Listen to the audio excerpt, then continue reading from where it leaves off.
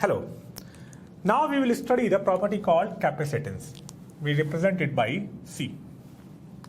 Okay.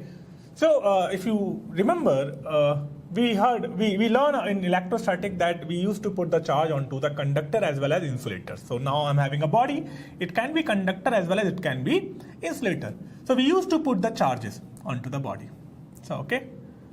And by putting the charges, we used to calculate the electric field as well as the potential, and so many things we used to calculate. And one principle was there that universe net charge is 0. So when we used to put the plus Q charge onto the body, so that makes the charge positive. So in that case, we used to say that if plus Q charge is there onto the body, net charge is plus Q. In that case, the minus Q charge will be at the infinity. So by adding both of these charges, you can make the net charge still is 0. So whenever you are putting a positive charge, so you have to create charge from somewhere because the net charge of the universe is 0. So if you are creating the positive charge, the negative charge itself is getting created. Either you have to put this negative charge onto the body, somebody, or you have to put this negative charge at the infinity. So when I was putting the positive Q charge onto a body, insulator or conductor, the negative charge I was placing at the infinity. And the purpose of that was we were segregating the charges, plus at some point and the negative at some point. By doing that, we were creating the electric field. But actually the electric field was getting created because of the potential difference created by this separation of charges. So when I was separating the charges and placing the plus Q at the body and then minus Q at infinity, I was creating a negative potential here, or you can say lowest potential at the infinity I was creating, and the highest potential I was creating here.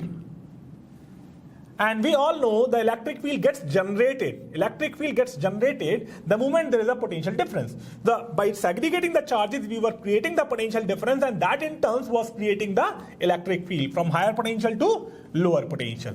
And when the electric field was getting created, in this process, the energy was being generated. And that energy was being stored within the system.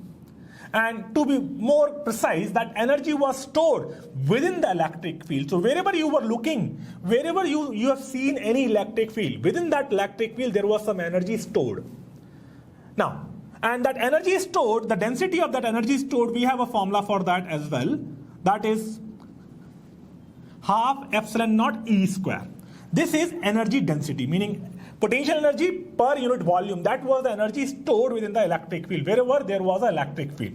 Okay, so all these things we were doing to create the electric field. So we were creating the charge, we were separating the charge, we were putting at one point and we were putting at the infinity, and in that case we were generating the potential difference, and that was generating the electric field which was creating the potential energy, and that potential energy we can use for some purpose.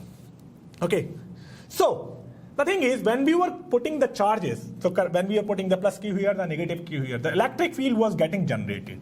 And that electric field which was getting generated, that electric field was proportional to the charge being segregated. It was proportional to the charge. Along with that, it was proportional to 1 upon R square as well. And in this 1 upon R square, there was a dimensional term. Dimensional factor involved, and that dimensional factor was corresponding to this conductor, or you can say insulator as well. Meaning, so when we were creating the electric field, obviously electric field was proportional to charge. The more charge you will segregate, more charge you will place, the more electric field will be generated. But at the same time, that electric field was depending upon the location of charge as well, the distribution of charge as well, and the distribution of charge was depending upon the shape of this conductor, as well as that electric field was depending upon the medium as well, because that was inversely proportional to K, or you can say 1 upon epsilon naught. That is a dielectric constant, so the medium as well.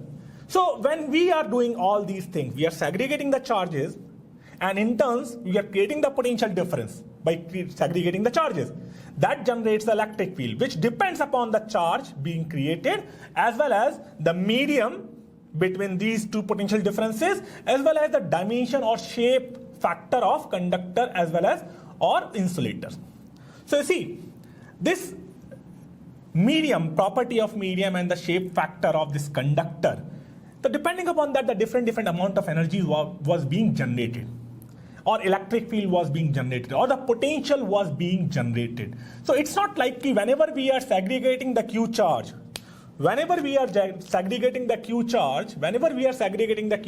does not mean that segregated Q charge will always generate the same potential difference. It's not like that.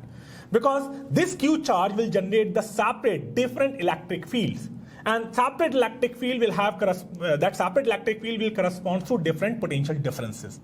So the Q charge, this Q charge was not the sole factor behind this magnitude of electric field. It was not the sole factor. So the Q was proportional to V. V is potential difference. This is your potential difference. It's not it's a voltage, but it's a potential difference, or you can say V max minus V minimum. So when I say V, I mean the V max minus V minimum. Basically, when you're segregating the charge, that creates the potential difference. So maximum potential difference which is being created by the segregation of charge, that's the V I'm talking about. So when you segregate the charge, the amount of charge is proportional to this potential difference which is being created, or you can say reverse also. The potential difference which is being created is proportional to the charge being segregated, but it's not all. The thing is, this proportionality constant, when you replace this proportionality constant by a constant, it comes the C, that is a capacitance. And that's the value which accounts for the medium and the shape factor of conductor. This is capacitance, which accounts for medium and shape of the conductor or insulator actually. So this C is equals to Q by V. So corresponding to every Q charge being separated, there will be a potential difference. So in some cases the potential difference will be less. In that case the capacitance will be more. And in some cases corresponding to same charge, potential difference will be more. In that case the value of C will be less.